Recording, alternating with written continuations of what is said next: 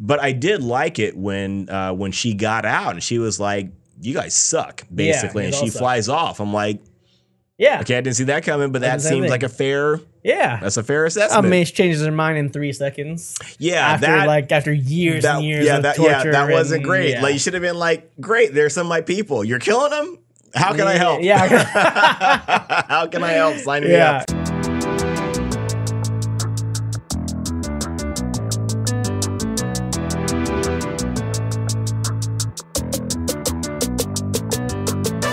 This is Geek Off The Street, your go-to channel for all things from obscure geekdom to modern-day pop culture and everything else in between. What's up, everybody? Greetings one more time. Yes.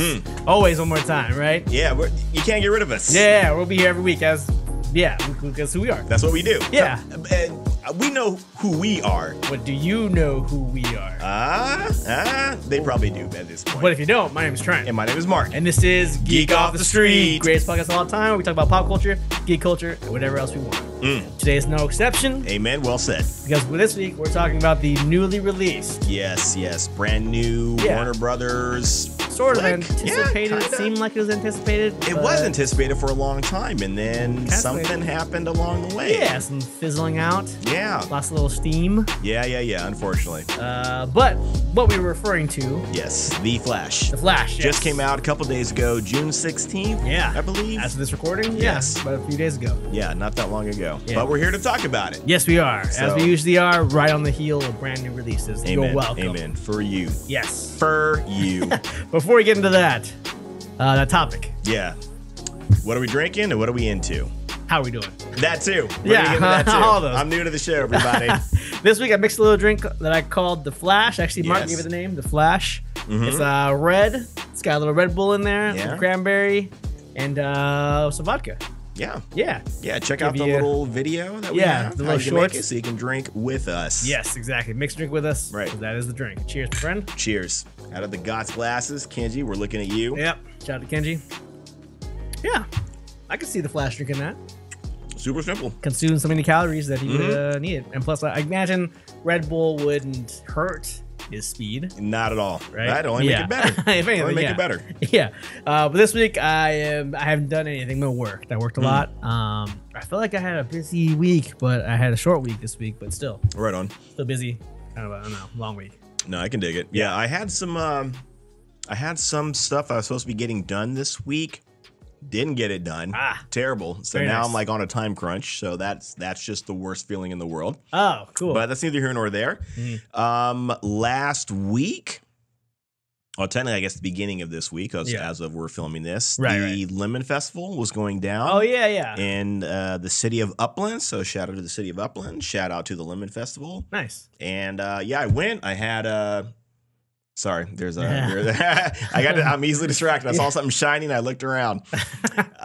Yes, but we went to the Lemon Festival. Had a good time. I went. I took Aaliyah and Lariah. Oh, nice. That were on the show before our Cobra Kai episode. Yeah. I went with their mom and their youngest sister named Lila. Oh, yeah. So all of us went out and we had a good time. We tried some birria ramen. Oh, how was it? It was actually pretty good. Was it? I've always wanted to try it. I see it all the time. They serve it like, I guess they have the Tapatio ramen bowl. Okay. Right? So they serve it in that little instant noodles kind of thing. So I imagine that probably on its own is pretty good. Okay, yeah. But when you throw the birria on there, which is like, I guess kind of like a seasoned beef, essentially. But I think what really helped is when you get all those typical taco fixings, like you throw in cilantro, you throw in onion, give it a couple squeezes of lemon, you're done. You're set. Really? You're set. And it's pretty solid. It's pretty effing solid. Really? It's pretty solid. It was really good. So now I just want to get one of those ramen bowls and just see what that's like by itself. The Tapatio. But I want to try one of those. Then I'll get some beef or some whatever and throw it on top of there as well. See what you get. Throw in the mixings. Yeah. And I think it's going to be pretty good. Nice. But also, speaking of weird mixes and ramen, I heard that Del Taco is going to be putting out ramen. What? Have you heard that? I've not. Yes. Well, I did hear about it, and we both know someone that works for Del Taco. Yeah. And apparently it's true. I haven't talked to him about it. But apparently it's supposed to be a thing. They're supposed to be having What? Del Taco, everybody, is putting out ramen. Is there going to be some kind of Del Taco spin on it? There's got to be. There's got to be. I don't know if they're going to throw ground beef in it, or that would seem weird, but there's got to be some twist to it. Like I said, this video ramen was really good. Yeah. Sounds good. Yeah. So I want to try it, but I've never. I just would always walk past and be like, I don't know. I don't know. Yeah, like I said, we were at this festival. You know, it was like Carneyville.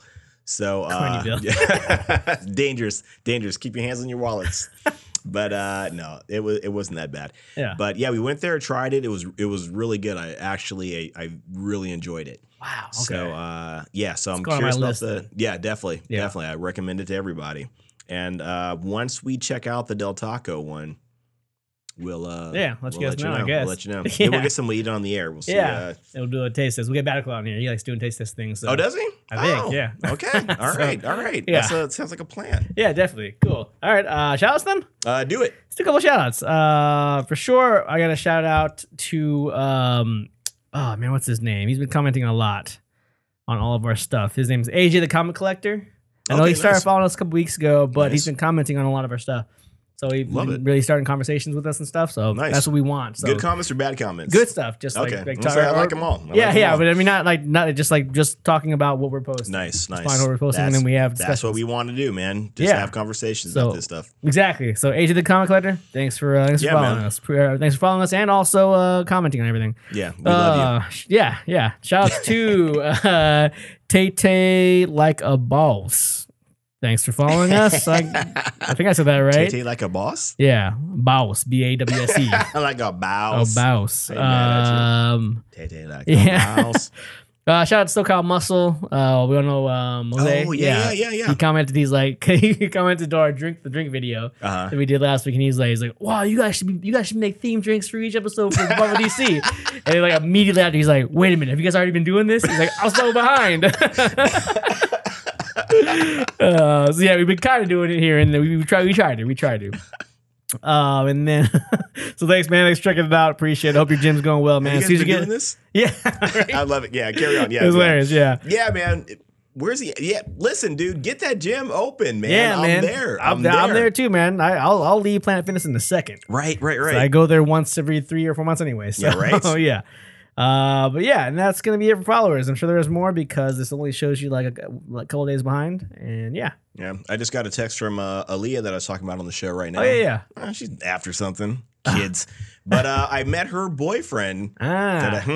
Did he check out? He checks out. He's actually good. He's actually a good guy. His name's Chris. He listens to the show. Okay. So that's all I need to hear. That's why he checks out. Yeah. That's the only thing. He had a knife on him. He had his face tattooed. I was like, You're all right. You're good. You're all right. You heard of us? You listened to us? You're in. You're in. Welcome to the family. Right. Gave him a hug, pushed him aside. So it's cool then. All right. That's good. That was good. Good to hear. Right on. But yeah, that's it, huh? Yeah. Sorry, I'm coughing a little bit because earlier, just like a little while before we were doing the show, we had we got our hands on some absinthe. Yeah. And we just took a little taste test of it just to kind of sample it, just check it out.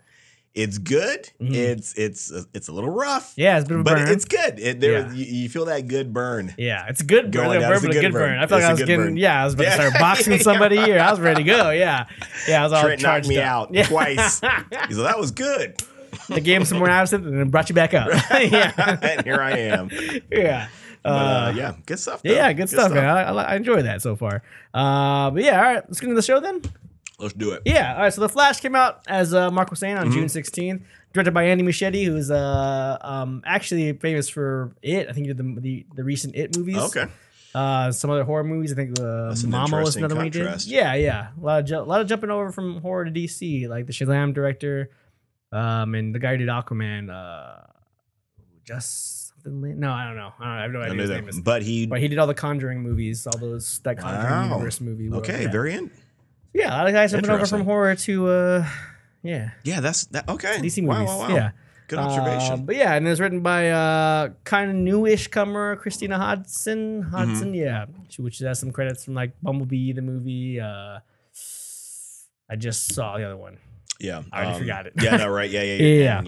Birds of Prey. Yeah, yes. a couple of credits like that. So So she's been in it for a while. Dope, yeah. I've been, kind of doing some here. So that's some experience. Very cool. Which is, it's cool because you really don't see a whole lot of female writers, at least that we are aware of. Maybe there's like some script corrections and that kind of thing, but you don't see a lot of female writers doing comic book movies, with male leads. Male fronted. Exactly. That's I feel like they're, I feel like this is kind of overcorrecting when they're like, oh, well, this is a female-led movie. Right. Let's get a bunch of women to write this. Oh, this is a black-led movie. Let's get a black person to write this. Yes, that is the woke thing to do. Yeah. I was like, that's a little, I think you're trying a little too hard. Yeah. Let's just get someone good to do it. How about that? Let's make that our first criteria. Right, Let's go for that Which first. I'm going to super get into when I get into what are we into this week later on. Don't let me forget.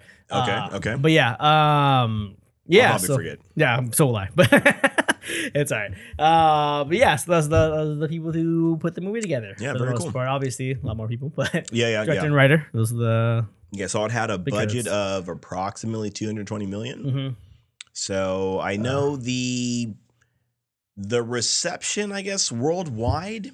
I don't know if it's quite where they want it to be or where they're projecting it, but I mean, they're expecting it to be doing a lot better than it is, I think. Yeah. But there's obviously reasons that probably could have been affecting it. Right, yeah. Other than the quality of the movie. Yeah, probably. Yeah, there's some pushback on the star. I think everybody is somewhat aware of some of the controversy around Ezra Miller. Mm-hmm. Things are going on with in Hawaii, talking about the whole like grooming thing. And I don't know, and I'm certainly we're not trying to defend anything like that. I personally just kind of question before you hit somebody with that label. Kind of do the homework on it first, innocent before guilty. Yeah, as best as you can. Kind of thing. Yeah, as best you can, If that was the case, then by all, F them, if that's the case. But, if we don't know that for a fact or we don't have enough evidence to support it. And I'm not 100% up on that because I don't follow all that kind of stuff. Gossip. Yeah, right. I don't really care, Yeah, I'm not. I've always said that I hate the artist, not the art. True, that's very good. But I mean, some crimes are much worse than others, and that's hard to look past depending on what level of crime is. Obviously, yes, exactly. So not condoning anything, but just saying, that could be partially affecting the movie. Yes, definitely. Opening. Right. Yeah. But yeah, otherwise, yeah. Yeah. So let's get right into. Let's jump into. Did you have any likes with this movie? I was thinking about it all day, even in the shower when I got home from work, on my way over here, even up to the time when we hit record. I was trying to figure out what did I like about the movie. And man, I'm sad to say that there wasn't really much of anything. I mean, I would say that Ezra Miller is a good actor, but I don't really care for I didn't care for their performance as Barry. Like Barry, Barry's. I feel like I've never liked Ezra Miller as Barry. Since the beginning. Right. Yeah. But because he was comedy relief. He's comedy relief. He's really anxious. He's really has a lot of anxiety. Whatever thing is. I don't really feel like that was Barry in the comic books. Right. I mean, I tried my best not to compare and hold that against but I mean, it. In all fairness, though, it is fair to do that because that's the source material. That's what it's based on. It's very, very different. Very different. But I mean, as an actor, I think they did fine. Yeah. But I don't know. It was kind of cool to see Michael Keaton, but I'll get into reasons why I didn't like that. Yeah.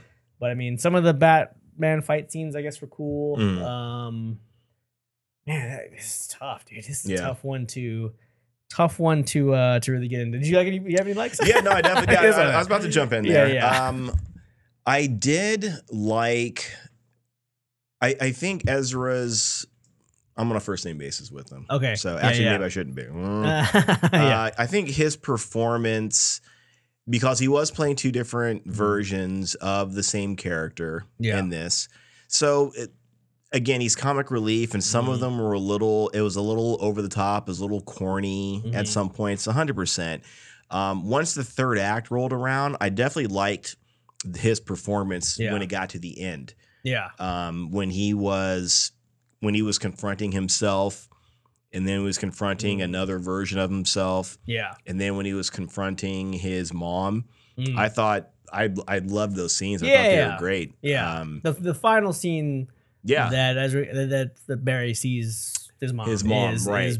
was good. Yeah, I thought that. I loved it. I thought it was gold. You know, between both of them, like there was like this weird, like she doesn't know who he is, but it seems like she kind of does. Yeah, but she kind of does, and I think she's one of those people that will see someone and will try to help them. Not necessarily like, you know, oh, there's someone across the street that needs help, me run over there. But if has someone in her face, you know, because I've come across people like that. You know, sometimes I don't know if I want to say I'm someone like that, but sometimes you come across people that will see someone hurting and they'll do that for them. They'll give them a hug. They'll, you know, talk to them, that kind of thing. So that was a great interaction. I did like that. And again, I thought he did a great job with that.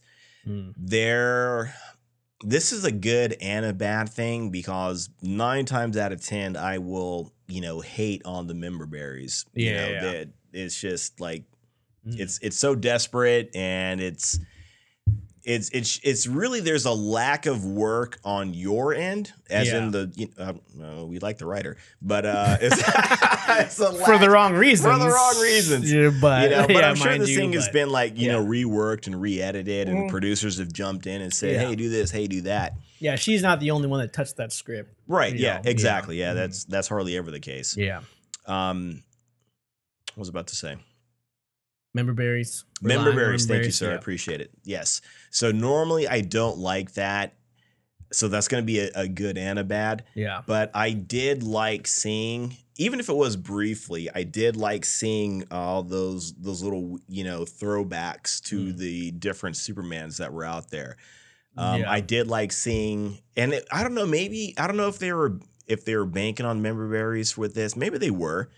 Or they're just kind of giving a nod to some of the previous Supermen that have been out there. Not all of them, but oh, that's a really good point. That's a very good point. Yeah, that's true.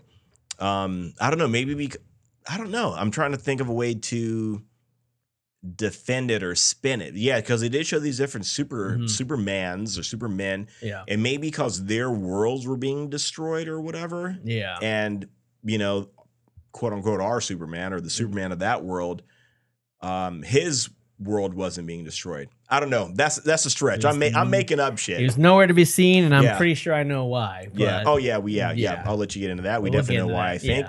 But I did like seeing they showed George Reeves. Christopher Reeve?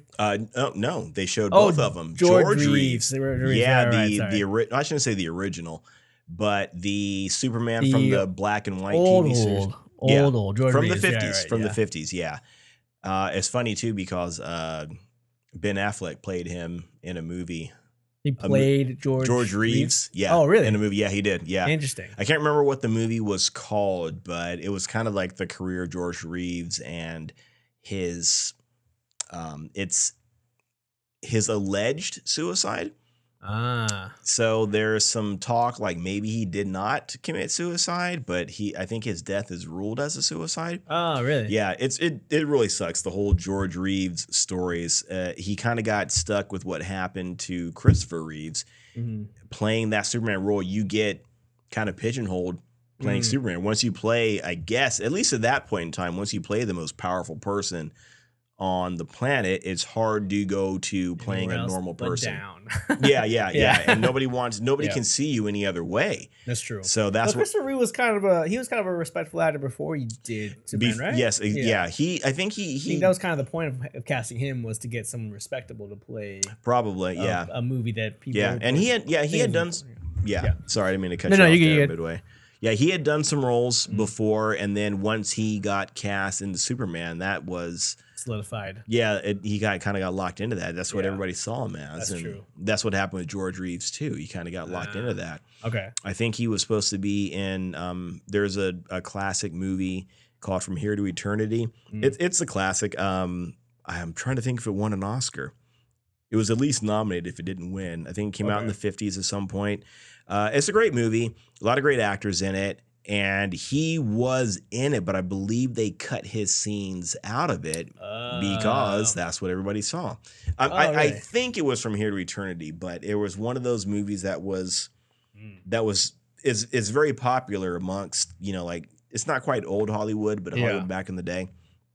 Anyways, my point is, I did like seeing that. Yeah. Once I saw the as soon as I saw the Nicolas Cage one, like I didn't have to see his face. Oh yeah. As soon as I saw that Superman fighting that battle, it was basically Brainiac he was fighting.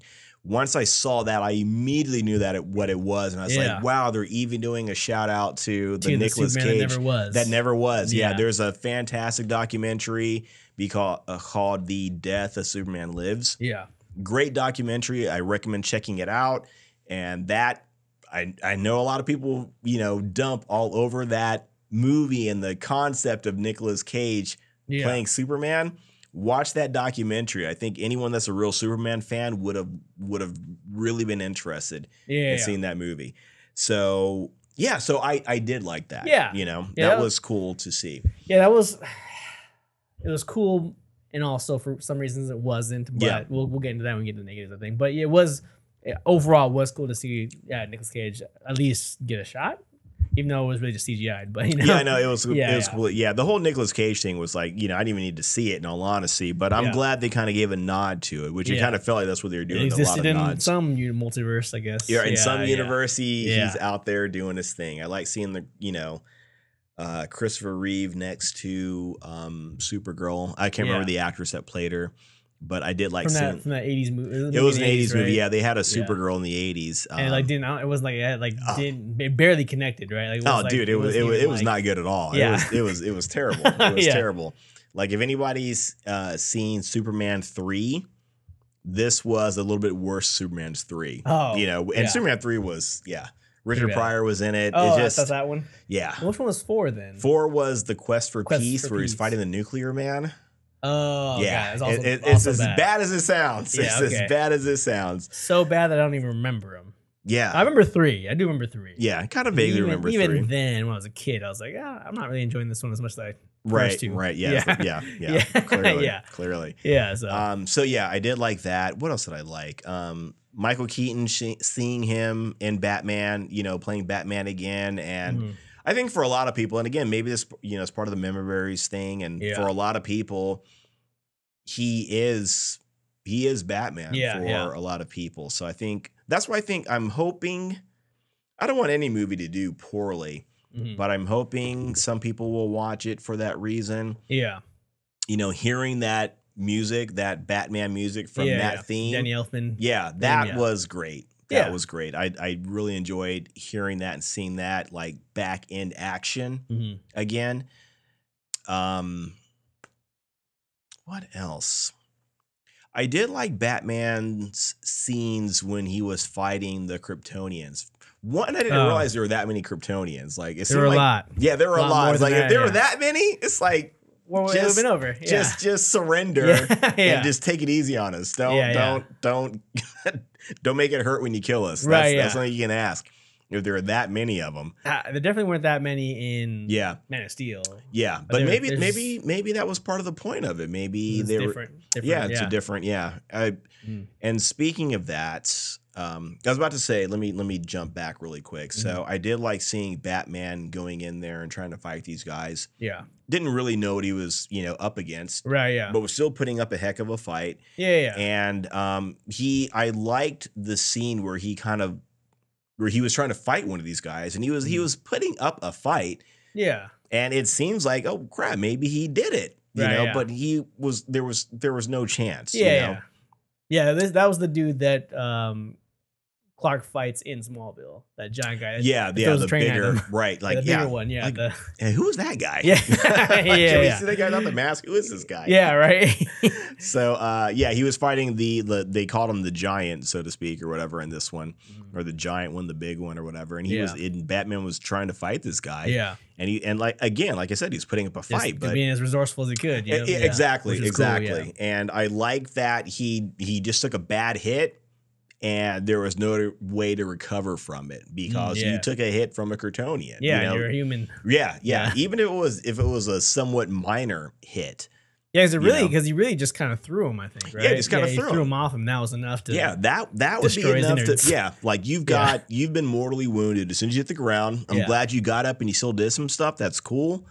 But yeah, I like that they did that. I like that, and that they didn't turn it into some big spectacular death. Like, he was doing something crazy and they both hit each other at the same time. Something crazy. It was just something minor. He just kind of got thrown, but he got thrown by one of the most powerful things in the universe. Right. And yeah. the fact that you had a couple seconds to do something, say something. Yeah. Wow. I was talking a lot. What was I about?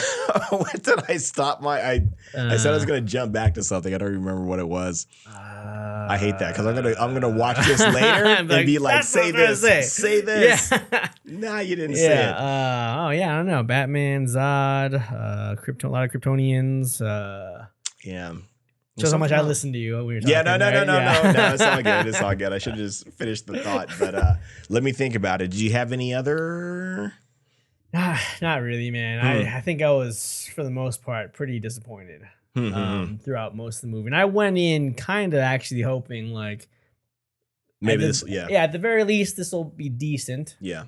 And it'll be at least a good send off for Zack Snyder's era. Because this is the last. Oh, I mean, I guess Aquaman's coming out, but this will be kind of the last major, I think, connection. Before it's completely reset, Yeah. Well, I mean, reset, but somewhat reset. Yeah, James will keep what he wants to keep. But so I was hoping for a little bit more, and there's a lot of hype to it too. There's a lot of like pre-reviews, I guess. I think once they saw Michael Keaton doing the Batman thing again, a lot of people were excited about that. Yeah, and it had there was like a lot of like the it's screen tested real well, which created a lot of buzz. Also, a lot of executives saw it before it was released months ago, and a lot of people were really happy with it. And so there was a lot of buzz about it, and I was like, at the very least, I mean, I don't, obviously I don't ever buy into it, but at the very least, maybe there'll be something to enjoy about it. Yeah. But man, it was a mess. The movie was a mess to me. So it was hard to really gleam on, like, to focus on any like great things about it. You know what I mean? Because there's so many things were mixed in with it not being good. So good. Are we gonna say that's basically it. Yeah. No, and that's what a lot of people are saying now that it's been now that it's out there in the world, in the universe. They're saying there is like it's a big like hodgepodge. Like maybe there were too many chefs making the soup kind of thing. I think what I kind of remember what I was going to say now. Yeah. One thing that I did like about it, I'm not trying to necessarily shift from what you were saying because. Yeah, I mean that's what a lot of folks are saying. Lighten as much as you can because negatives are going to be they're coming strong. Yeah. It was interesting that they talked about the whole like how time works within this movie. I guess I'll put it that way. Because they talk about the whole concept of there's a straight line, then something happens and it diverges or whatever. So, and this was a really good way to justify some of the things that they had done, like having like an older Batman in there, having Zod show up when he showed up, maybe having Zod show up with as many Kryptonians as he showed up with, because it's not so much that, the whole time travel thing, it's all just, people's theories. Back to the Future, which is another cool thing they kind of threw in there. Oh yeah, because we were talking about that guy a little while ago. So that's funny that yeah. So it's interesting, and to me it was a cool concept that once you have that pivot point, it's not so much that you bend time. It's like there is a whole pivot point that affects the future. And it affects the past. Yeah, that was cool. That was a very interesting concept, and they demonstrate it. They demonstrated with spaghetti in this movie. Which is whatever, but visual aid. It's it's visual aid. But just think of it. Is you have like two lines next to each other, and then they cross, and one's the future. I'm saying this for everybody listening and hopefully watching. It once it diverges, it's not like just that that future point diverges, the past diverges too. So now instead of having like a Y shape, now you've turned it into an X shape. And things that are in the past are affected as well. So it's kind of a cool discussion about it not being linear, I guess, or right. It's time isn't linear. You know, and again, it's the whole concept of it is really, it's up for grabs, it's up for interpretation. You know, as far as we know. As far as we know, no one's already done it before, so maybe it's none of it's right, it's all right. One of them's right. Who knows? So you can do whatever. In theory, really, you can do whatever you want as far as your movie is concerned. So everyone, I think, is kind of stuck on the Back to the Future model, of it, and that's what they. That was the most fun, but it was a lot of it was a lot of fun. I mean, the whole concept of holding up a Polaroid or a picture and you start to fade from it piece by piece. Seems silly when you look back at it right now, but it's great for a movie. It's a great visual for a movie. Oh yeah. You know? That's one of my favorite movies, so I'm never gonna knock it. You're weird. You try to actually like theorize about it, and it's like, this. Eric Stoltz killed it. You mean what his name was? What's his name? That's right. That's the name. That was funny. That was pretty funny. When they were talking about it, like, what are you talking about? Michael J. Fox. What do you mean? We were talking about that. We were just talking about that. With Batico. So that was pretty funny. Maybe we're time travelers. Maybe we knew it was gonna happen. Oh, I think we did. We seem like we're. There's been a few things we've been ahead of the curve on. There's a few things we're ahead of the curve on. That I wonder about. But I will say, and like a lot of stuff. I mean, whatever. Like a lot of, again, mixed in with bad stuff. But I didn't hate Supergirl. Like she was that was a cool in the Flash. Oh, that's the other one. The Flashpoint. The Flashpoint comic book. The Flashpoint over here in front of Mark. Flashpoint comic book. That was one of the things that happened kinda to Superman, is that he was intercepted by somebody else and he's experimented on for years and years. So when Flash tries to go like, I know a guy's gonna save us. He goes and finds him. He's been like tortured his whole life and he just leaves. Superman, he just like leaves. I'm out of here. He's like all skinny and decrepit and he's just like, I'm free, I'm leaving. I think they had that in the animated movie too. Where or there was I wanna say it might have been with I think Aquaman and Wonder Woman were at war with each other, that kind of thing. That happens in the comic book, and then he comes in, like you said, he's all decrepit and skinny or whatever, but I think he does stay and fight. But I did like it when she got out and she was like, "You guys suck," basically, and she flies off. I'm like, okay, I didn't see that coming, but that seems like a fair. That's a fair assessment. Mace changes her mind in 3 seconds. After years and years of torture. That wasn't great. Like, you should have been like, great, there's some of my people. You're killing them? How can I help? How can I help? Sign me up. But she was like really quick to turn sides. I was like, I mean, that it would have been nicer to see more of a reason why or something. Yeah, exactly. But I mean, go ahead. No, I was gonna say I was kind of hoping that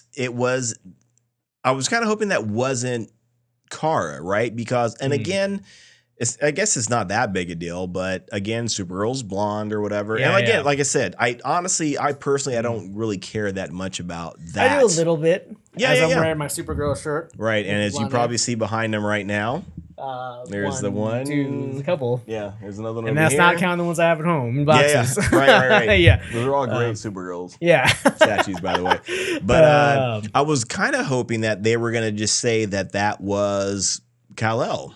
That's what I was hoping they were going to do. Thus the black hair. Just they had a daughter instead of a son. That was just that. I would have believed that. Among everything else. Everything else you're doing, why not? But that I did do some research and I didn't know about this, but there is a series, I think in the 90s or the early 2000s, a multiverse series where there is a dark-haired Supergirl, from some other universe, multiverse. You never see that. I didn't know about that. I've never seen that. Yeah, because I was getting ready to start arguing with people online about casting different ethnicities for characters that are different. I was like, why is because of black hair? I did some research and there is one. There was one that looked like that, kinda. Wow. In the comic books. I was like, maybe they got that from there. Interesting. Or they didn't, and they just got someone. They just wanted to get somebody. But I mean, that's the first time we've seen I think modern times Supergirl in a live action film. I think. Yeah, it's been a while since. I mean, there was the TV series and there was the series, movie. Yeah, and then the Always movie Blonde. 80s, Yeah. And Smallville, those Supergirl. So there have some live action ones, but for big budget, like movies, like feature films, this is the first time I think we've seen it. And other in than a long time, right? Other than a lot of the bad stuff about it, I was kind of happy to see it. Yeah. And having it tied in with the storyline of Flashpoint was kind of cool. Yeah, kind of cool to see her face that. I guess go through that part. Right. And the other Flashpoint thing was when he, tries to get his powers back. So they did try. I know this movie wasn't it wasn't. I think Andy Muschietti was really clear about it. This isn't Flashpoint. This is just Oh, really? Okay. We're taking some things and we're trying to pay some homage, but this isn't going to be Flashpoint. So trying to compare. Okay. And I can see that, but but from reading the comic book back when I did, I can see some of the connections, which is cool, I guess. Yeah, I mean, and they can say that too, and it's good advice, I suppose. Yeah. But I mean, you can do whatever you want to do. Yeah. You should probably try to watch it and not compare it too much. But that's human nature. There's nothing wrong with comparing it. So, but if you haven't read Flashpoint or seen Flashpoint Paradox, the animated, you should do that because both fantastic. All right, that's cool. That's cool. Yeah. I still I was gonna say I recommend, but I'm gonna before we get into that segment of it, some other things that I did like. I was saying that I did like the third act of it. I did like there were some really hard consequences that came about in that third act. There were a lot of. I did like the fact that you needed Superman. The world needed Superman. Yeah. That seemed like that was the clear thing. And I don't even consider necessarily so much that you needed like a guy, because if that was a guy that had been there instead of, Kara, if that was Kal-El that had been locked up like that and had gotten out, I don't think he would have been able to win that fight. I think you needed Clark Kent. AKA Superman. You needed that guy to be there.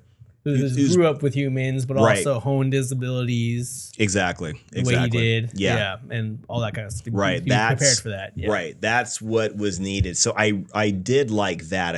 I feel like they were essentially saying, we need him. We needed this guy to do this. Because Kara does some damage. She does help, right? But she's ultimately she's right. She loses. She's inexperienced compared to what she was up against. Unfortunately, I mean, and again, she put up a fight, and this is maybe a little bit of a some spoilers going on, but she puts up a great fight as best she can, as often as she can, as many times as she ends up doing it, at least from our perspective. But the odds were always against her, unfortunately. The odds were always against all of them.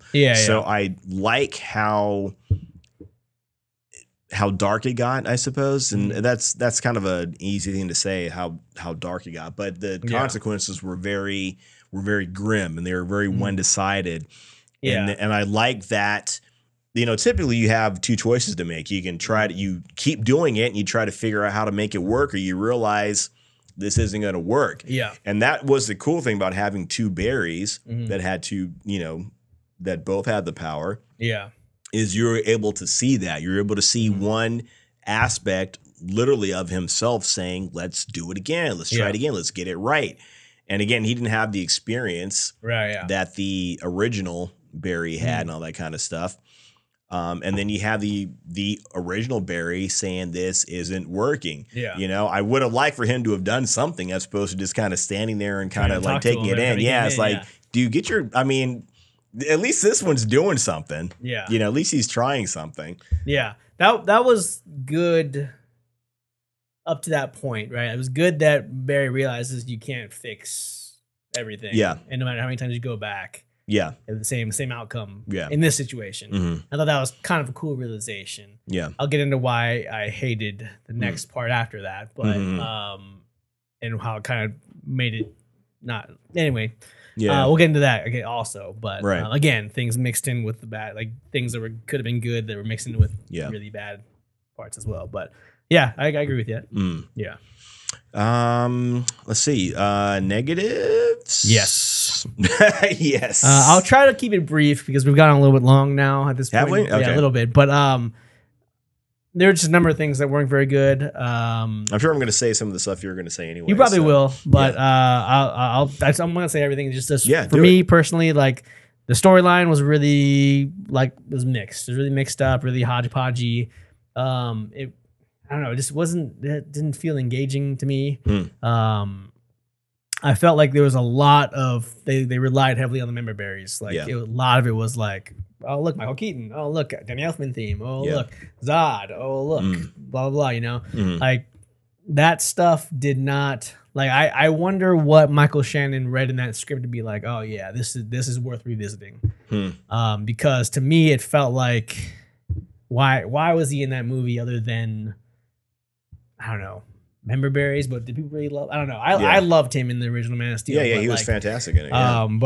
Can you really consider that a member berries if people were mixed on Zod anyway from the original? But I mean, like, I don't know if it'd be member berries. I think it might be just he was the ultimate foil. He was the ultimate. He was that brick wall that they couldn't pass. Right. I think that's what he represents. I guess so. Yeah. But like to see him in the movie, like there was nothing really that impactful about it other than what you already know about what he does from Man of Steel. That's the only thing he was there was nothing compelling about what he was saying or any of his lines. It was really like, that's true, there wasn't anything there, like, right that kind of like that really, and it's not as extreme as this, but like it really felt like the Matrix and Matrix 4. Like it kind of sullied what had come before. Wow, so, really? You think it sullied Man of Steel? Kind of lessened his impact to me. I feel like I was like, why would you waste your time coming back to this and doing a scene that really has no impact on anything? And like this is the last thing we remember about you versus performance in Man of Steel. You know? I'm going to respectfully disagree, just because, and I know you love Man of Steel. Yeah. Right. And I like Man of Steel too. And I think we both agree that Michael Shannon's performance in that was fantastic. I'm always going to focus on that no matter what happened in this movie. You know, that's for me anyway. And again, like I said, I know I feel like you still like that movie, still love it, but Man of Steel, yeah. It's my shit. Right. It's my jam. It's my jam. Yeah. So for me, it doesn't take away from it. For me, I guess maybe how I'm deciding to look at it is it shows how dangerous he really is. How just because the way he basically he ends up winning, and the way he kept spoilers in 3, 2, 1, that the way he kept killing Kara. Yeah. Everything they did, they couldn't stop him. Like they tried it. Like we don't know how many different times and ways. Yeah. He always got his way. He always won. So I think for me, seeing him in this role, and again, there wasn't unfortunately a lot of great dialogue, and I know we talked about it earlier, and he did talk to Zack Snyder before doing this role. I think he was, because they created this movie together, amongst other actors, obviously, and said, you know what, we did something great here, but now they want me to come back and do this. Are you cool with it? And Zack Snyder said, yeah, I'm cool with it. Do what you got to do. Yeah. He didn't say that. I don't know. I wasn't there. Yeah. But for me, Zod, again, just because there wasn't a whole lot of dialogue, he was just there. He represented he was a force of nature. He was more of an inanimate object than he was a person or being. Like I said, he represented that wall that they could not pass no matter what they did. Yeah. And you not only, which it's still kind of, I don't know. Not only did you have one flash, you had two flashes. Granted, one was very inexperienced, but you had two of them. Yeah. And I'm thinking that between the two of them, they couldn't find a way. That's neither here nor there. Yeah. But again, that's what he represents. He is a force of nature. You can't stand up to a hurricane, and just be like, I can take it because I want to. It's going to kick your ass. It's going to throw everything at you. That's what it represented to me. So I still... It doesn't take anything away. I understand that 100%, but it's the same analogy of taking something awesome and putting it in something shitty and polishing it like a turd. You know what I mean? Like we talk about that, right? Yeah, we talk about that a lot. That's the worst. It's the same thing. It's like taking something for me, so iconic, so incredible, so like damn near perfect. Yeah. And putting it in a situation that's complete garbage. Okay. Like it's taking that amazing thing, like taking Neo and putting him in Matrix 4. Yeah. Like it doesn't matter how fucking amazing he is in those other 3 movies. You're putting him in this piece of shit. Didn't save the movie. Right. And made it the fucking biggest piece, the biggest disappointment ever. So that just reminded, because like for me, I know it's not the same with you or with a lot of other people, but like Man of Steel is my like quintessential superhero movie for the most part. Top 3, I guess, if I could say it. And it's like it means so much to me. Man of Steel, Batman vs Superman, and Zack Snyder Justice League, they mean so much to me. And so when someone touches it with like trash, it bothers me a lot. And that doesn't sit well with me. So like all of that, even like Feora in there, she didn't have any lines. I don't even know if that was really her. Might have been like a CGI version of her. Now it was like kind of a like, why are you bothering me with that? Like, why are you sullying this great image for me in this piece of shit movie? You know what I mean? So that really bothered me a lot. And like just the member berries in general, like it didn't seem like, I know that they did some cool things with some of those things. Yeah. But it really felt more nostalgia than like good writing or good execution. So that kind of sucked. And then like going back to what you were saying, let's go back to the story about you liked how he figured out that this is inevitable, right? Yeah. And how much his actions affected the entire timeline. And then when he goes back to fix everything, he messed with the timeline again to save his dad. Like without thinking that would affect the rest of the world. True. Like that's just as small of a thing. Yeah. That could affect everything. And obviously it does kind of, like, because George Clooney shows up. Right. Another spoiler. Another spoiler. But like, see that coming, right? Yeah. But like that kind of makes me feel like he didn't learn anything. Like, because like knowing all the damage you caused in the multiverse and going back to fix it, like fucking with it a little bit more. Right. What do you think's going to happen, man? Like you're doing exactly what you just did at the beginning of the movie. You didn't learn anything. You're going to cause more damage probably. Yeah. And like that doesn't seem like it grew at all to me. Right. No, I hear you there. Let the argument that I might make against that is I necessarily wouldn't compare it to, going back and literally like saving his mom's life. And I think what happened is because the film footage that they found and that Bruce Wayne's technology was able to decipher and clear up, that was something, they kind of showed that at the beginning of the movie, and that was recent information. That was new information. So it wasn't information that necessarily went back in time. Like if they had done something like, and I guess maybe in theory they could have done it, like maybe when they first reviewed that footage and they saw his face back then that would have a big ripple effect. Because then that would have been like the next, I don't know, 20 years or 15 years would have been completely different. But now what happened is the fix that was going to happen on, I don't know the exact, let's just say April 10th was the day that they were going to look at this footage, clear it up, and go to trial. Okay? So what happened is all he did was he fixed it so when they found that footage and they looked at it on April 10th, 2023, whatever. Yeah. Then it fixed it right then and there. There was nothing in the past that was affected by it. That's my argument. But I see you're 100% see what you're saying. Like he is still screwing with stuff. Yeah. Which, definitely it clearly had an effect, I would say. Yeah. But I think it's, like I said, it's a little bit different. And I don't know. I'm just, playing devil's advocate. I mean, the impact. I mean, I guess I agree. Like, if you were to take them two side by side, like saving somebody from going to jail versus saving somebody from dying. Yeah, sure, that's different. That's different overall. Yeah, but they talk about the butterfly effect. They talk about all these small things that cause giant ripples.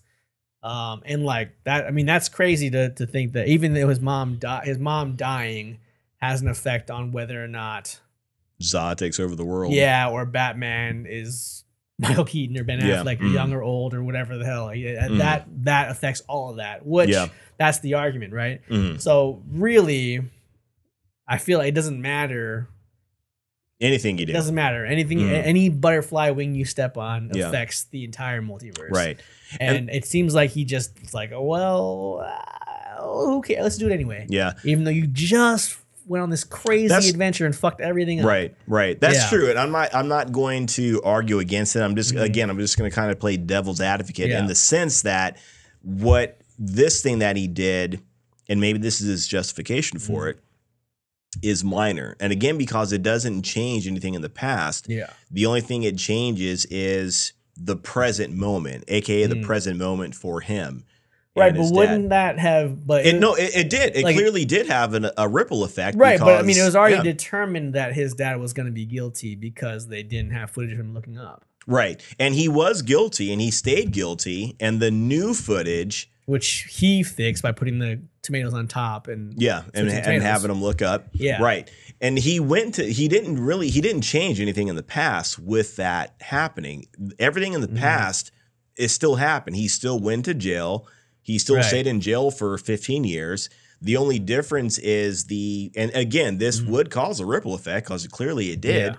The new evidence that shows, like, again, present day shows him looking up. So present day, he's released. Yeah. And that's it. He didn't change anything at all in the past. Good. But like, I mean, like, but wasn't the argument though that it doesn't matter what you change, it'll change both sides, past and future? That's true. Like, so why didn't this change the past and future? Yeah. Oh, I think it did. Maybe it did. It did. It definitely did. We don't know what else was changed. We don't know what else was changed. But it seemed like that took away that he shouldn't have done it. It took away the impact of him learning the lesson, right? It's like, oh, like this is all this. He decided that you're right. I can't mess with this. My mom has to die. Yeah. Big emotional scene. I get it. You had to deal with the pain for the greater good. Yeah. And then 2 seconds later, I can mess with this though. I'll do a little bit. Completely takes away that. Maybe not completely, but it lessens that that learned lesson. It doesn't the character growth. And I was like, fuck, really? Like we could have had a good moment here, and it was like undercut with like I didn't really learn the lesson. Kind of did, but not really. Right. Maybe he didn't. You know what I mean? Because you had one aspect of him, the younger Barry that got powers. That aspect of him didn't learn anything, and that Barry went off the rails. Right. Yeah. So and again, that should have been even like a double down. Like, wow, I could really go nuts and lose my mind and do some crazy stuff. Yeah, maybe I should really double down on doing the right thing. Because this Barry I created another Barry that was even worse. Yeah, and you can see it happening too. Yeah, like when he had cool. When he had like the different things stuck in him. Yeah. I'm like, dude, take that out. You can't use that as a weapon. What are you? Every time you do, that's gonna hurt. Yeah. Now, Wolverine. Get out of here. Who do you think you are? That kind of like that. Like just the impact was taken away from me. So like it was just like that all the way through. Like. This had so it was cool Supergirl was there, but then like she changed her mind so fast and didn't even matter. Or like there's some action sequences that were destroyed by horrible CGI. There was like all these things that's just like there. It was like could have been good, but this fucked it up. Could have been good, but this makes it not good. It was just like the whole movie was kind of like that to me. I couldn't get excited about one thing because the next thing would ruin it. You know what I mean? And I was like the whole movie to me. Yeah. So it's just I don't know. And then last thing I'm gonna say, and this is a personal thing, is that we know that James Gunn cut out as much Henry Cavill stuff as he could. Like after he took over, I know that. Yeah, so that's one thing. He cut all the Henry Cavill stuff because he's really doubling down on Henry Cavill's not here anymore. I'm getting rid of him. I don't care what you guys want. So I'm cutting him out of this movie. I'm trying to distance myself. All the world's converging. No Man of Steel there. No Henry Cavill there. Just he was in it briefly. In that part? Oh, was that when he was? But no, I don't know that part. There was a part where I think he was looking. Maybe when Barry. I don't know if he was when he was shirtless and came to life. There was that. There was that. Yeah, and that was it. But he was supposed to have like a Wonder Woman style cameo in the movie. Oh, really? And James Gunn cut it out. He came in and said, "No, you can't have that anymore. Cut it out." But he didn't cut out anybody else though. So he's really going after Henry Cavill and really trying to get rid of him so people can really distance themselves, or he can distance himself from that for his new movie. And that just bothers me personally. Yeah. But the biggest one though is that I know that James Gunn didn't make this movie. Yeah. And this movie was made before him. Before he fully took over. But this, mark my words, I think this is exactly what's to be expected of James Gunn's movies going forward. Because they have the same stupid humor, the same like areas of undercut with humor, same type of humor, and just like all over the place. Like mostly humor, trying to throw in some heavy-hearted moments, lots of humor. And this felt like a James Gunn production. And I will bet fucking everything that this is what we're gonna start having for DC. I wouldn't put it past him. I wouldn't put it past this being the overall tone for the DCU going forward. And that was when I was really like, this is it. Like it's over for me. There's not gonna be anything from the big two that's really gonna stand out to me now, because this is what we're gonna get. Like this has to be what we're getting from James Gunn. I can't imagine it being any different than this style of movie making. I don't know. I mean, it's not even that I even want to argue with it. It probably is the case. I think it seems like DC has been chasing Marvel, and their whatever they had done, you know, from just almost from the jump, from the beginning of DC putting out their stuff. I mean, even so much that they're bringing on, you know, their people. They're bringing on Marvel's people just so they can redo that stuff. So that unfortunately wouldn't surprise me. And this movie definitely did follow the quote unquote the formula, the superhero formula that we get, you know, where you have, you know, bad jokes and whatever else. I think, again, I was saying the third part, the third act, I did like it. I did enjoy it. There wasn't a whole lot of like humor and slapsticky. There was some, but there wasn't a lot. Again, I liked the futility of what they're dealing with.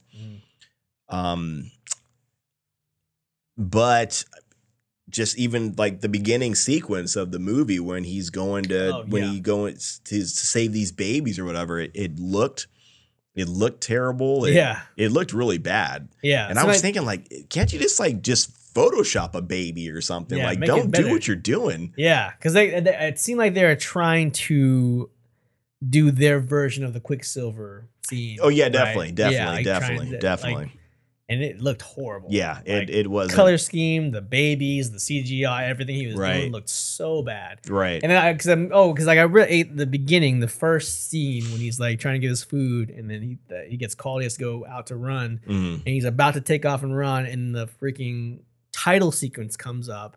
Right. And then it disappears, music cuts out. Yeah. I was like, oh, I know this. I already know the tone of this movie. Like, already. Like, I already know exactly what this movie is going to be like. Yeah. And I was 100% right. Throw me the candy bar. Throws him the candy bar. Hits him in the head. Fastest man on the planet. Hits him in the head, and he doesn't even take it. Hits him in the head. And then he doesn't even grab it. Like, it's like you're turn on the speed. Doesn't make sense. Like that doesn't make sense. Like, it really doesn't make sense. So then it goes back to like, oh, then he goes and poses again. And the title sequence comes up. I was like, that's fucking. I don't know. Me personally, that's a horrible way to open a movie. That's like, it's like you're putting the gag in the title. Like, I was like, I don't know if I've seen that before. Yeah. And I already know what this movie's gonna be like, and I was like, I'm already bothered. Yeah, we're already going to comedy. We're already going there. Already going to comedy. I just said everything with like, and then the Ezra, the second Barry. Yeah. Most of it was for comic relief. It seemed like. Right. Like most of him. I mean, he had a role to play later on. Yeah. But like. And I like that role later on. I like the one that that didn't quite get it. That didn't quite know what was going on. I don't know why why he was keeping it a secret. Like why he came back there, like why are you lying to him? Why are you holding it back from him? Like what do you? I mean, I know he says why in the movie, but it doesn't make sense. There's no just tell him the truth, right? Maybe that'll make him a little more serious kind of thing. So there are that kind of things. And again, like I was saying, it does fit the formula of a lot of gags and whatever and Like if I didn't know the difference between DC and Marvel, I would have been like, oh, this is the superhero movie. This is what's to expect. I guarantee you my dad's going to watch this movie and he's going to think it's a Marvel movie. He's going to think he's going to be like, oh, yeah, well, is Flash Marvel or is he DC? I'm like, Dad, come on. Knowing that, I mean, but I think though, I feel like that it is a movie that most people will be able to watch it and enjoy it. I feel like, you know, the end of it, which is interesting, which is that's probably the best part of it. I think I feel that might draw people out of it because it does get a little more serious. You know, where he has to deal with letting her go and all that kind of stuff. And I thought his performance was great in that. I did like it. I did enjoy it. Oh, hold on. So you're okay with all the crazy comedy and the heartfelt scenes? No, together, like this was better for you than like Guardians 3? No, do I like this one better than Guardians 3? That's a good question. I know that wasn't exactly the question, but the only thing I was saying that I liked the third act of this movie, where they started to see some consequences. Yeah, we started to see some consequences of it, right? And like again, like the whole "you got no way to fix it" kind of thing. I don't know. I really wasn't thinking about that. Yeah. Which one do I like better? I might have to watch Guardians again, but I don't know. I just watched this movie, and I typically have a more favorable view of movies that I just watched. Yeah. So as of this moment, I'm going to say I might like this one a little bit more than Guardians. But yeah, I do think this one would be something that audiences would enjoy. Yeah, I think a typical superhero. Yeah, it's your typical. Yeah, there's nothing special, and not to be mean or anything, but there's nothing. They didn't try anything different. They didn't swing for the fences, so to speak. Yeah. They did the same cookie cutter. This is the formula that we think people like. And I thought. I mean, I guess maybe they don't really care about the era that this is ending, but you would think they'd try to pull all the stops to end this era going into the new era, but it just felt like any other movie. Yeah. So I don't know. Maybe they're not losing as much money as we think they might be losing. So they look at it and they're like, okay, let's try again. Let's do it again. Let's do another one.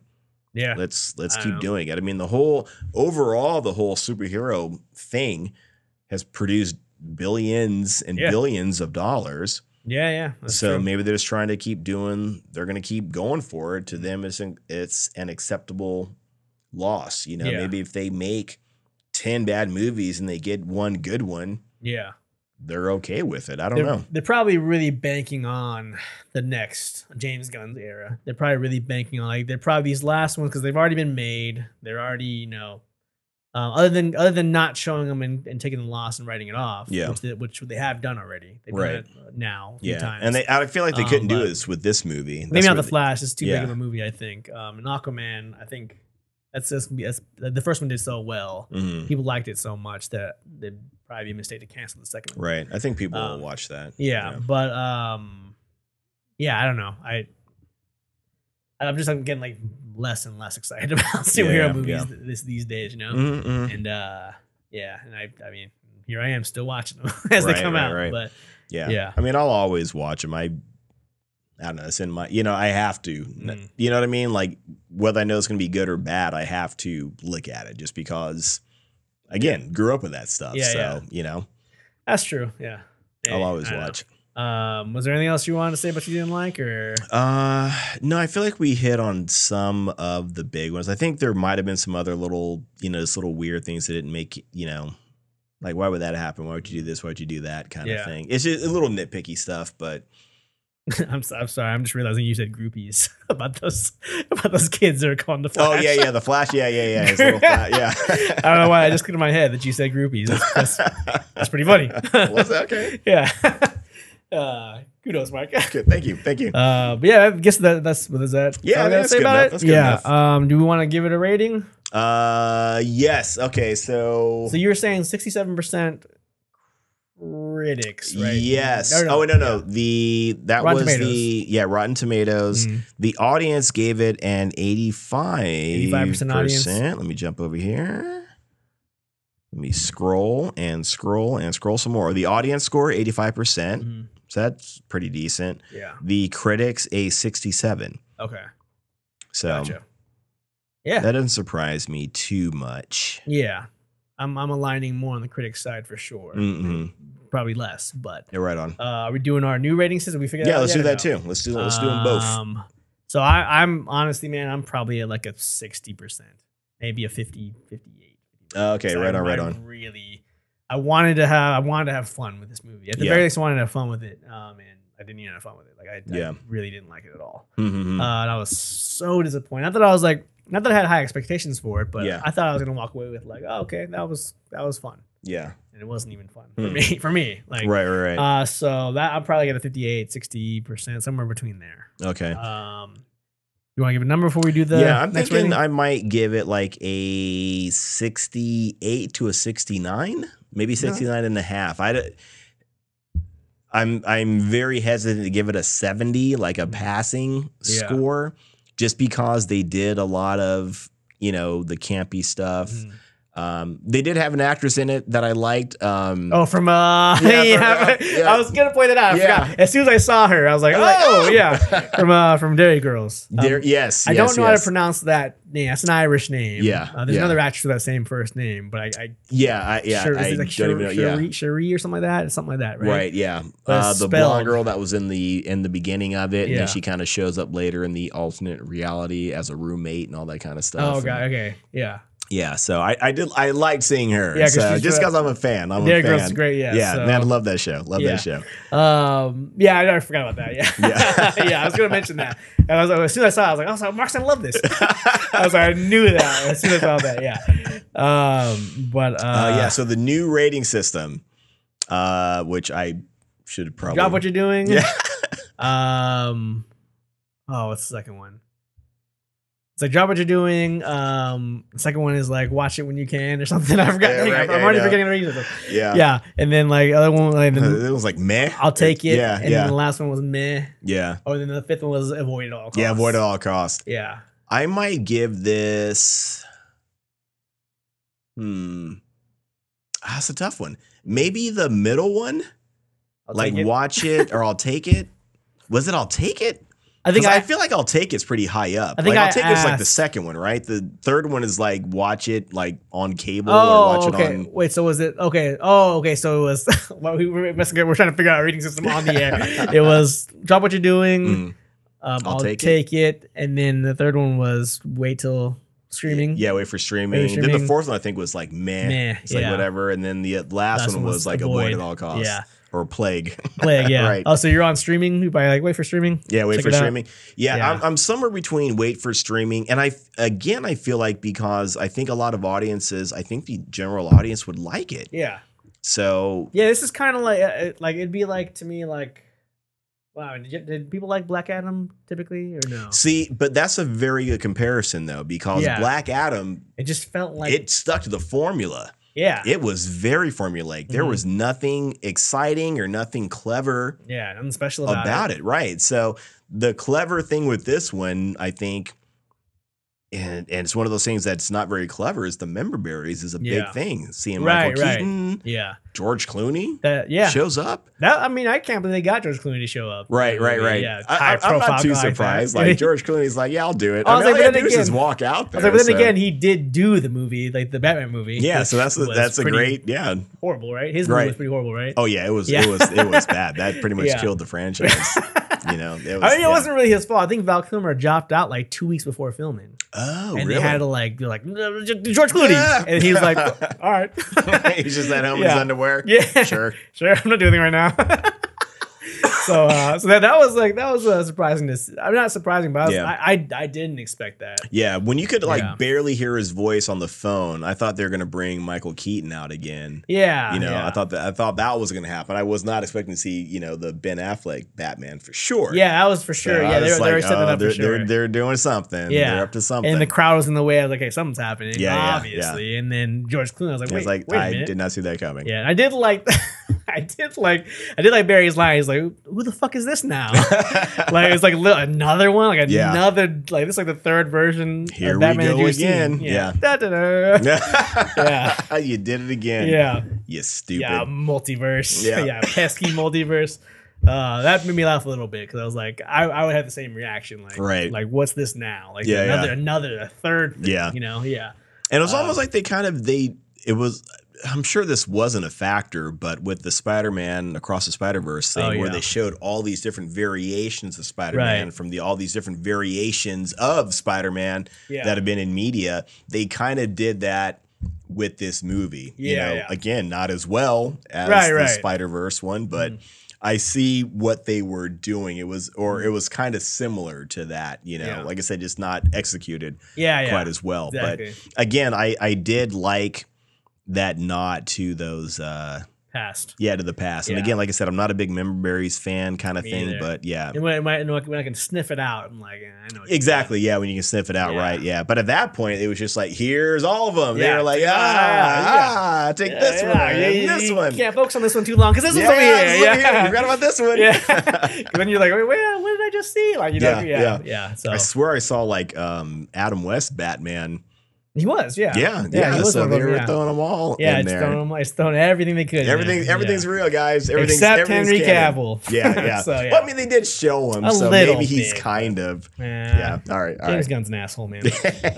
I will, man. If there ever comes a day where like my future career depends, on like working with but the success of my future in this this world. Yes. If it comes down, if it gets held back because of the things I've been saying about James Gunn, if that becomes like the deciding factor, like you'll sleep like a baby. Yeah, yeah, exactly. Like if this guy, we can't work with this guy because he's badmouths James Gunn. Like if that happens and I get blacklisted and I can't ever become a filmker, you'll be strutting down the street. I'll just be like, man. That's how it goes sometimes. Like I will own that. That's the only acceptable thing that I would take as a reason for me not to succeed.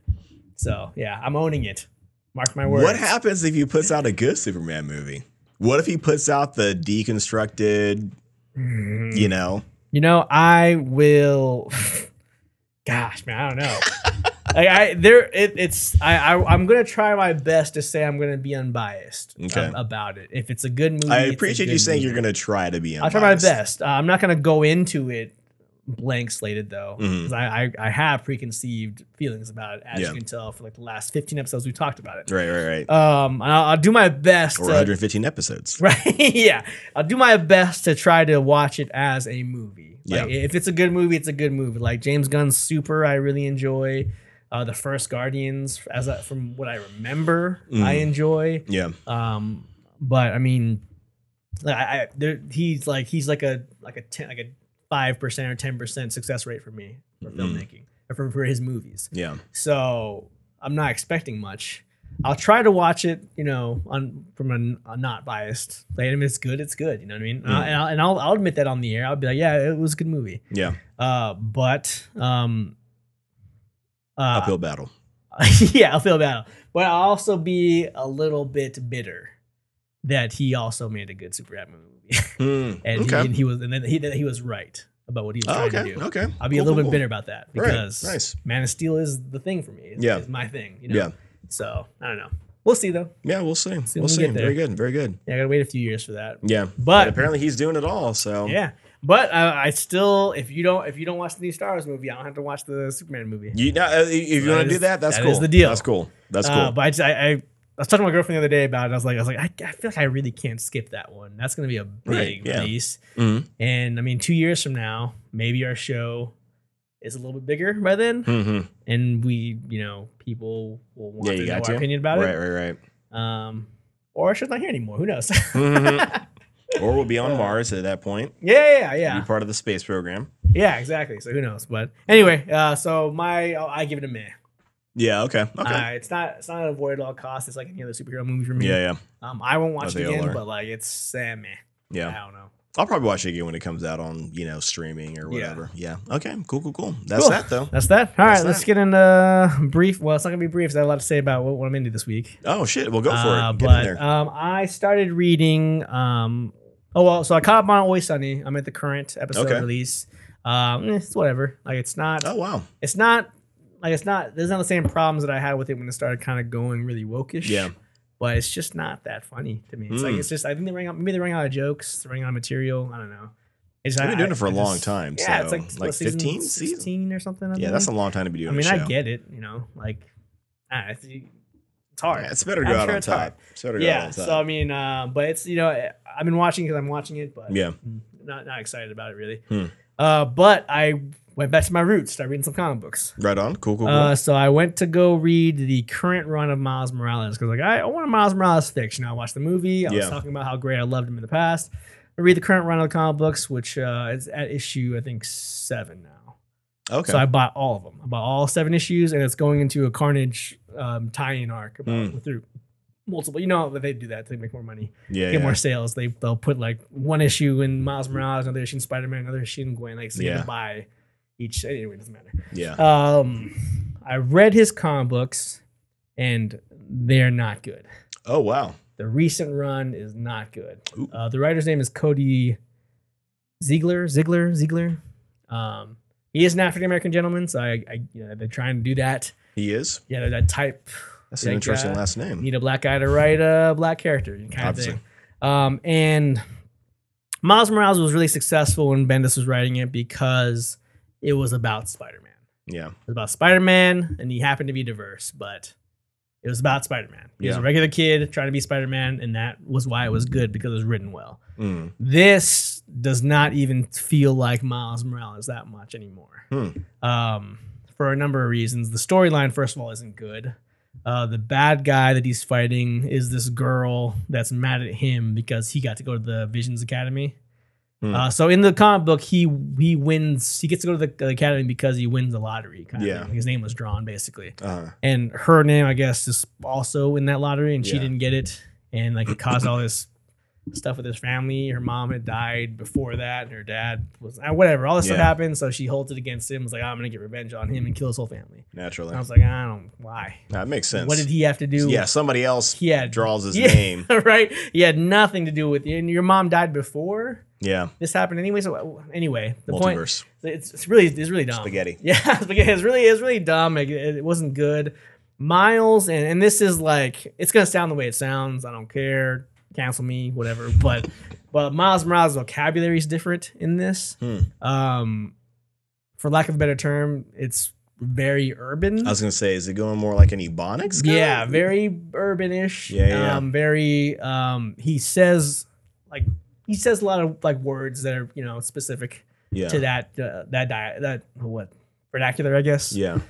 He says "my dude" a lot to villains, and like every sentence is like, "Watch out! Get your stinger out my face, my dude." Like to Scorpion. It's kind of like this doesn't really sound like Miles Morales. Yeah. From the times that I've been reading it and watching the Spider-Verse movies, and then there's this really overarching theme of like him. He's going through all these things that are going on in his life, but also there's a lot of commentary about it's hard being Spider-Man, but it's harder being Spider-Man if you're black.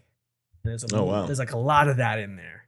Like a lot of that kind of internal thinking. There's like something like, you never know what Spider-Man is. That's the thing. Like, and there's like, he's under a mask. Like, I mean, I understand. I'm not saying that there's not trials for the African American community. I'm not saying that at all. Right. My dad's black. He went through all that in the 60s. Maybe Miles Morales being a black kid and having the responsibility of being Spider-Man might be an avenue. But but as Spider-Man, I can't really imagine you're dealing with people are looking at you under the mask like, right, wait a minute. Yeah, you're swinging like a half black, half Puerto Rican. Exactly. I know how they climb up walls. And there was like a great line. One of the police officers was like, because he tries to say something like, oh, are you challenging me because of who I am? And she was like, calm down, kid. I don't know what you look under the mask. You know what I mean?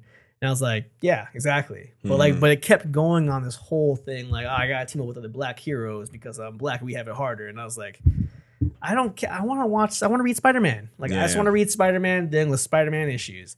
I don't need the extra stuff. You don't want to be Rita woke. Yeah, exactly. Not with someone who was written so well in the past. Yeah. So I mean, I was really disappointed. Like very disappointed with the recent stuff. And I bought all 7 issues. You know how much $3.99 adds up to, man? 7 issues, that adds up, man. I'm not rich. Was that 28? What's the 4 times 7? Yeah, but there's taxes. But yeah, there's taxes. The first issue was like $6. The second issue was $5.99. The rest of them were $3.99. And then like the Carnage one was $6.99. So I was like, I'm trying to read the Carnage one too because it ties in. Yeah, and it adds up, man. Yeah, and it's not even good. So I'm like, I want to take these back to the comic shop. Like, can you is that a thing? Restock these, please? Yeah, because these are garbage. So yeah, I'm really disappointed with that. But I'm trying to get back into comic books a little bit, trying to read what's current here and there because I've been away from it for a long time. So yeah, that's what I've been doing. Right on. Yeah, I haven't been watching too much of anything lately. Same old stuff. Yeah, I need to watch One Piece later on today. That's about it. No, I haven't really been watching too much. Really? Yeah, I'm getting. I said this before. I'm getting more burnt out on Overwatch.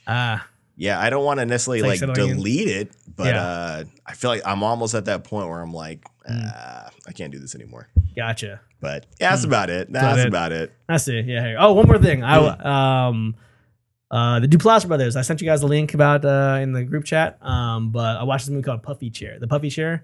Okay. And it's a movie that Mark Duplass and his brother J. Duplass made back in 2005 for like $1,000. Oh, wow. It's like their first feature, or their first feature that did well. Yeah. Because they made movies for their whole lives. But like this was his first feature. They did $1,000. Really, really good movie for what it was. Yeah. But like they're not technically proficient. They didn't have like great camera equipment or sound equipment or lighting or anything. They just made this movie for $1,000 and it was fantastic. And that's how he built his career off of just making movies really cheap and like continuing to do that. And he's done some major stuff now, but he's still kind of, his company that him and his brother run is just this really low budget, micro budget thing where they make whatever they want and they make enough to make the next movie and also like, you know, pay themselves and the crew.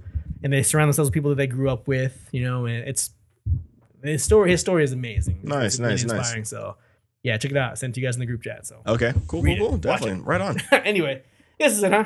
Yeah, that's it. Let's call it. We're done. That's it. Yeah. That's it. All right. Anyway, if you guys want to let us know what you think, hit us up on all of our social. Did you see the Flash? Yeah, you got some comments about the Flash. Yeah, exactly. Let us know on our Instagram and the Gotspod. Actually, it's all the Gotspod. Videos are on YouTube at Geek Off The Street. And yeah, that's basically it. Check it out. Yeah. Is that it? That's it. So until next time. Yeah. My name's Trent. And my name is Mark. And this is Geek Off The Street. There you go, Kung Fu. That's the end. I just turned it to Kung Fu. I was wondering, because it was opposed at first. Right. I don't know. Are the kids dapping still? Is that a thing? Oh, I don't know. That's the last fight I remember. Yeah, right? Yeah. I was doing something. But I lost it.